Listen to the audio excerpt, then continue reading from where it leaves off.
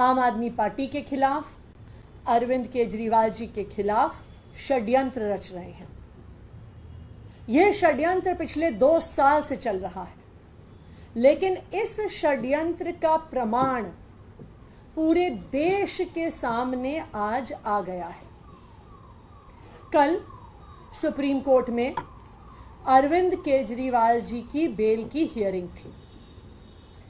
उस बेल की हियरिंग में भारतीय जनता पार्टी की सीबीआई ने सुप्रीम कोर्ट के सामने खड़े होकर बोला कि हमें इस मामले में एफिडेविट फाइल करने में समय चाहिए। आज हियरिंग मत करिए, हमें 1 हफ्ते का समय दीजिए, हमें 2 हफ्ते का समय दीजिए, हमें एफिडेविट फाइल करने में समय चाहिए। सुप्रीम कोर्ट भी क्या करता, जब वहां पे सीबीआई का वकील खड़े होकर बोलते हैं, केंद्र सरकार की सीबीआई बोलती है कि हमें समय चाहिए, तो सुप्रीम कोर्ट ने भी समय दिया और 2 हफ्ते बाद की तारीख अरविंद केजरीवाल जी के केस की लगा दी। लेकिन आज जिस एफिडेविट पर सीबीआई ने कहा कि हमें फाइल करने के लिए 1 हफ्ते का समय चाहिए, आज वो एफिडेविट दिल्ली के देश के हर अखबार में छपा हुआ है। इसका क्या मतलब है कि जो एफिडेविट सीबीआई कह रही थी कि हमने तैयार नहीं किया, हमें तैयारी के लिए 1 हफ्ते का समय चाहिए, तो वो आज देश के हर अखबार में कैसे छप गया? इसका मतलब है एफिडेविट तैयार था। इसका मतलब है कि सुप्रीम कोर्ट को झूठ बोला गया। इसका मतलब है कि सिर्फ अरविंद केजरीवाल को कुछ दिन और जेल में रखने की साजिश कर रही है भारतीय जनता पार्टी की सेंट्रल ब्यूरो ऑफ इन्वेस्टिगेशन। और ये कोई आज की बात नहीं है। पिछले 2 साल से लगातार आम आदमी पार्टी के सभी नेताओं के खिलाफ षड्यंत्र किया जा रहा है। सभी नेताओं के खिलाफ रेड हो गई, सभी नेताओं को बार बार पूछताछ के लिए बुलाया गया और गवाहों को धमकाया गया आम आदमी पार्टी के नेताओं के खिलाफ गवाही देने के लिए। इतनी रेड्स के बाद भी 1 रुपया भ्रष्टाचार का नहीं मिला। फिर भी आम आदमी पार्टी के नेताओं को एक एक करके गिरफ्तार किया गया। सत्येंद्र जैन जी को गिरफ्तार किया गया, मनीष सिसोदिया जी को गिरफ्तार किया गया, संजय सिंह जी को गिरफ्तार किया गया।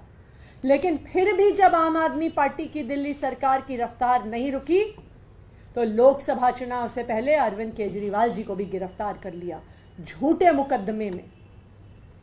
और आप इस षड्यंत्र को देखिए, साफ साफ भाजपा का षड्यंत्र नजर आता है। साफ साफ नजर आता है कि किस तरह से भारतीय जनता पार्टी ईडी और सीबीआई को अपने राजनीतिक हथियार की तरह इस्तेमाल कर रही है।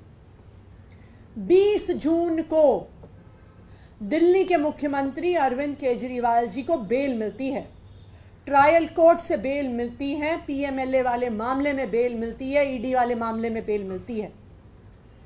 उस ऑर्डर के अपलोड होने से पहले ही ईडी 21 जून की सुबह हाईकोर्ट पहुंच जाती है और ऑर्डर आए बिना उस ट्रायल कोर्ट द्वारा दी गई बेल को स्टे करा देती है 21 जून को।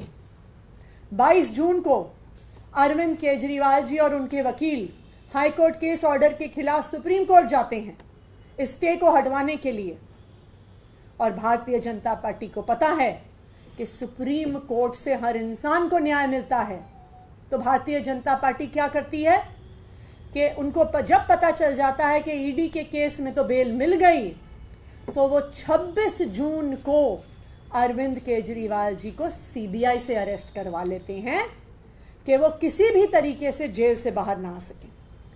तो जब 11 जुलाई को अरविंद केजरीवाल जी को सुप्रीम कोर्ट से भी ईडी के मामले में बेल मिल जाती है, फिर भी आज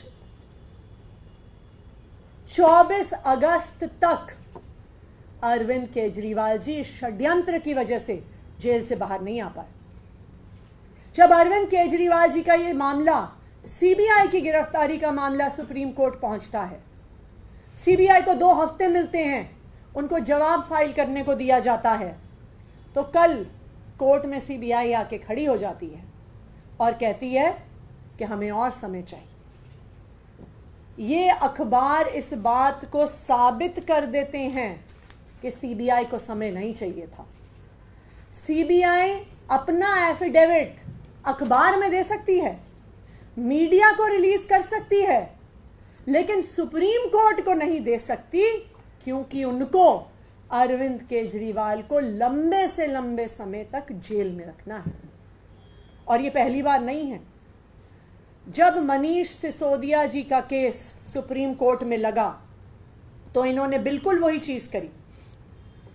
15 जुलाई को हियरिंग थी मनीष सिसोदिया जी को। इसी तरह से भारतीय जनता पार्टी की ईडी और सीबीआई आके सुप्रीम कोर्ट को कहते हैं कि हमें और समय चाहिए, हम जवाब नहीं फाइल कर पाए हैं, और उसी वजह से 15 जुलाई की हियरिंग 29 जुलाई तक पोस्टपोन हो जाती है। लेकिन मैं भारतीय जनता पार्टी को ये कहना चाहूंगी कि वो चाहे जितनी भी कोशिश कर लें, जीत आखिरकार सच्चाई की होती है, जीत आखिरकार सच की होती है, जीत आखिरकार सत्य की होती है। हमने मनीष सिसोदिया जी के केस में भी देखा कि ईडी की तमाम कोशिशों के बावजूद, सीबीआई की तमाम कोशिशों के बावजूद उन्हें आखिरकार सुप्रीम कोर्ट से राहत मिली। और हमें इस बात का भी भरोसा है कि अरविंद केजरीवाल जी भी जल्द दिल्ली वालों के बीच में आएंगे। भारतीय जनता पार्टी का हर षड्यंत्र जो वो सीबीआई के माध्यम से रच रही है, ईडी के माध्यम से रच रही है, हर षड्यंत्र उनका फेल होगा। Thank you.